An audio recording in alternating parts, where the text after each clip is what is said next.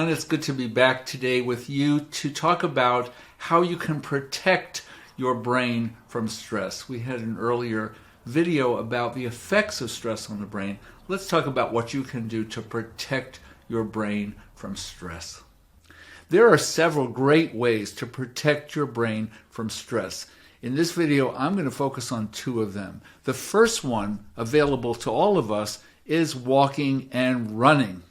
Walking and running obviously do a great deal of benefit for the body, improving cardiovascular health, strengthening the bones and muscles, but also, even though there may be an initial spike in the stress hormones, stress hormones go down. Cortisol and epinephrine go down, and therefore your brain is getting protected from being flooded by these chemicals. You're protecting your brain from stress.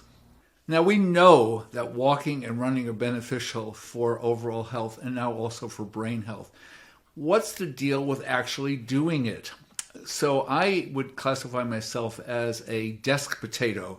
It's probably a different vegetable, but I'm at the desk pretty much all day, sitting, slouching, and I'm not getting up and moving around. In another video, I'm going to also talk about resting your eyes as a really important tool in keeping your stress reduced. But just let's stick on walking and running. Get up and move around. So I'm telling this to you as much as I'm telling it to myself, because I always feel better and my stress always goes down.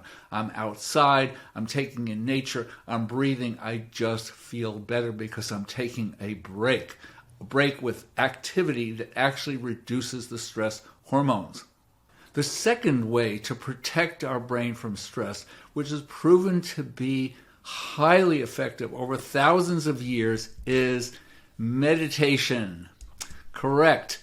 So I'm sure everyone watching this video has heard of meditation. Some people are rolling their eyes and some people are saying, yes, that's great. And a lot of people are saying, I don't really know much about meditation. So when you look at this picture, you see people who are sitting in a meditative pose. They have their palms up and they're really quieting down. Now, that's one form of meditation, which I'll talk about in a moment. But meditation can also be helpful in the following scenario. Now, you're not going to sit there when your colleagues are yelling and screaming at you and, driving your stress level up. But the point of this picture is that if you meditate, or I'm going to say when you meditate, it actually gives you the tools for being calm when all of this is going on around you. Let me talk a little bit more about that. If you don't know much about meditation, or even if you do, what you need to know is that it's really all about quieting the mind, which really also means quieting the whole system down, so that you're reducing the effects of stress on the brain.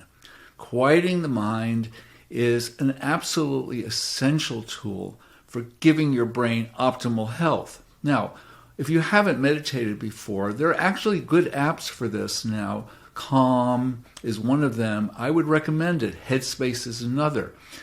The other thing to think about with meditation is, what are you actually doing? You're closing your eyes, preferably, so there's no visual stimulus, and you just tune into the breath. This is the simplest form of meditation.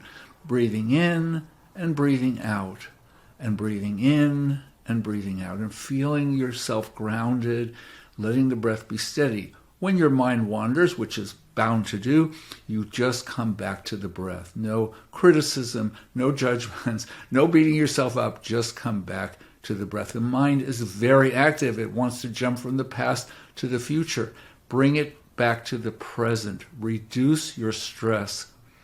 Lower the effects of stress on the brain. I said there were two ways that I'm going to focus on in this video for reducing the effect of stress on the brain. We've done that: exercise and running, and also meditation. But I'm going to tuck in a third. I'm not going to speak about it too much, just give you a little, what should I say, taste. What is it?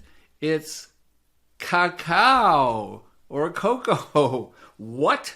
Yes, I'm going to come back and talk about this more at length, and the research that is coming out more about how this can also help to protect your brain from stress.